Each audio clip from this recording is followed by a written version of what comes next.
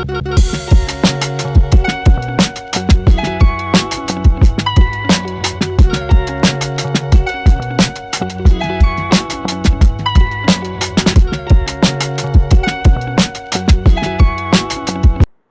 Everyone, আসসালামু আলাইকুম। সকলকে তাজিফস একাডেমিতে স্বাগতম। সো আজকে আমরা আমাদের ক্যালকুলেটর হ্যাক সিরিজের আরেকটি নতুন ভিডিও নিয়ে চলে এসেছি, যা হচ্ছে ক্যালকুলেটর ব্যবহার করে সাধারণ ভগ্নাংশ হতে মিশ্র ভগ্নাংশে প্রকাশ। আমাদের মাঝে মধ্যেই বিভিন্ন প্রয়োজনে সাধারণ ভগ্নাংশকে মিশ্র ভগ্নাংশে প্রকাশ করার প্রয়োজন হয়। বাট সেই ক্ষেত্রে আমাদের যে ট্রেডিশনাল নিয়মটা আছে, ভগ্নাংশের হর দ্বারা লবকে ভাগ করতে হবে।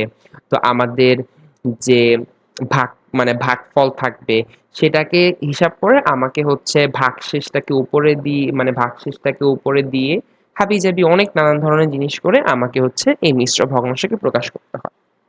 তো মেইনলি যারা হচ্ছে ক্লাস 5 পর্যন্ত থাকে তাদের ক্ষেত্রে হয়তোবা মিশ্র ভগ্নাংশ জিনিসটা কিভাবে দেখায় প্রকাশ করতে হয়, বা যারা মানে হাই সেকশন গুলোতে হচ্ছে থাকছে তাদের ক্ষেত্রে এই জিনিসটা অনেক বেশি আর কি প্যারাময় হয়ে যায়।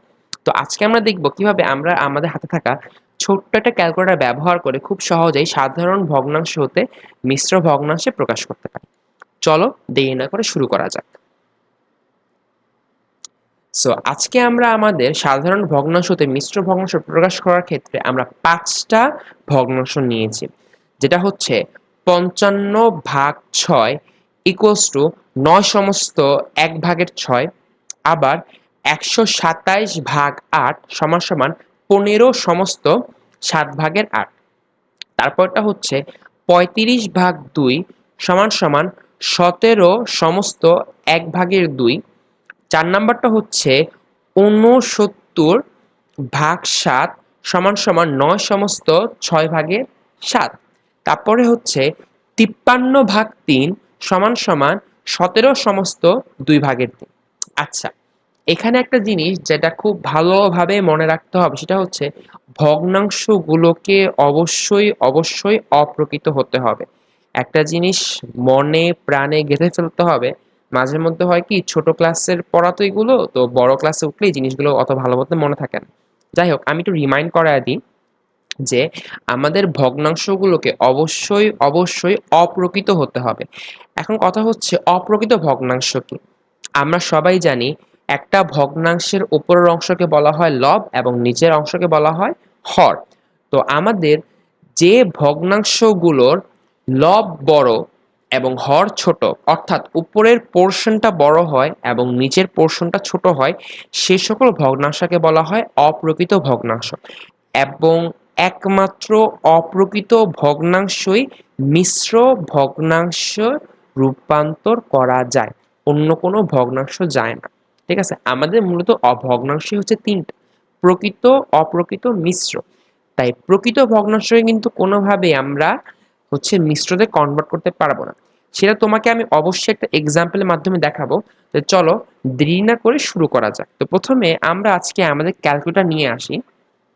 তো আজকে আমি সিম্পলি যে ক্যালকুলেটর ব্যবহার করতে সেটা হচ্ছে আমাদের 991 ES প্লাস সেকেন্ড এডিশন।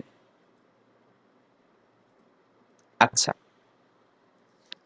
তো সমস্যা নাই, যদি তোমাদের কাছে এরকম সেম মডেল ক্যালকুলেটর না থাকে তাও কোনো সমস্যা হবে না। এই ক্যালকুলেটর আজকে আমি যা দেখো সমস্ত সায়েন্টিফিক ক্যালকুলেটরে এই জিনিসটা সেম।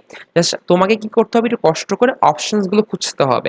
কারণ কি, অপশনসের ক্ষেত্রে তো 19-20 পার্থক্য থাকতে পারে, but most of the time সবকিছুই অনেকটাই সেম।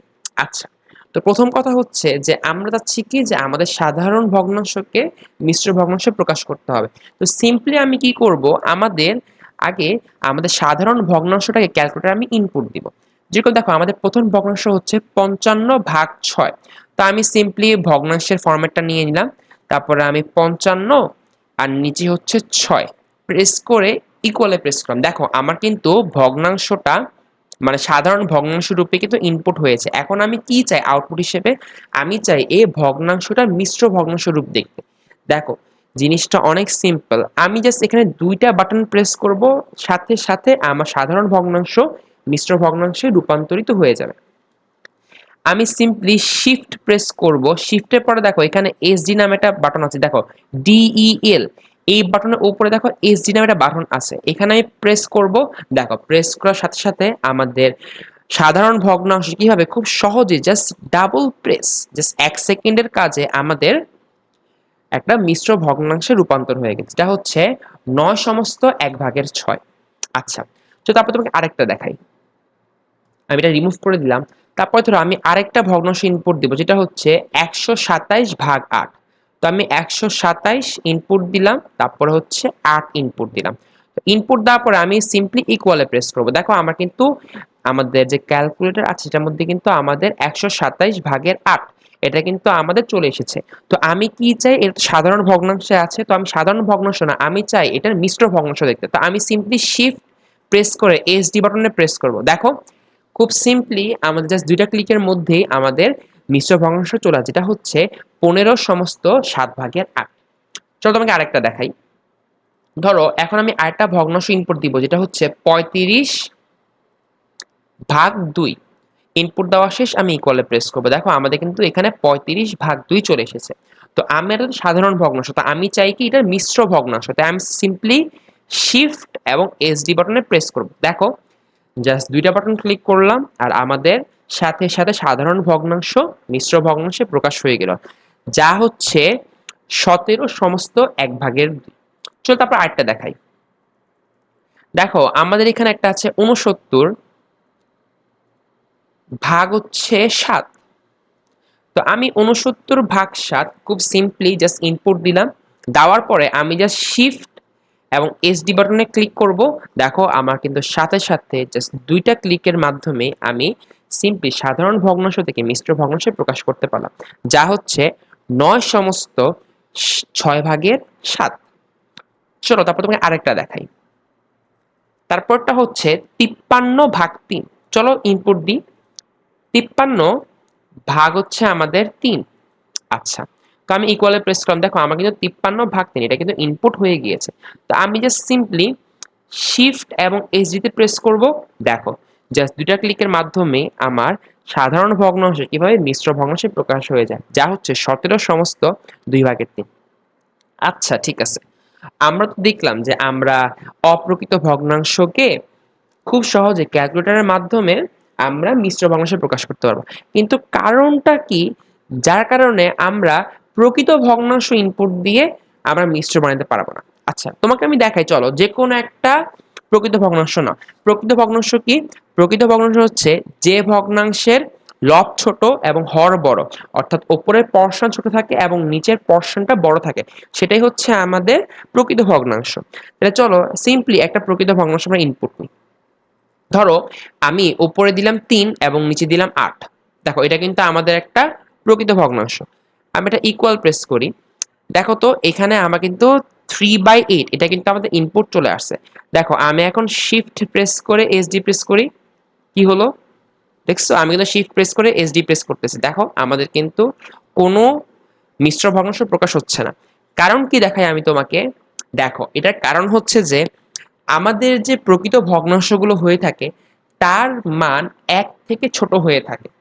মিশ্র ভগ্নাংশ হওয়ার ক্ষেত্রে শর্ত হচ্ছে যে মিশ্র ভগ্নাংশ শুধুমাত্র সেই সকল ভগ্নাংশই প্রদর্শন করবে যাদের মান 1-এর থেকে বড়।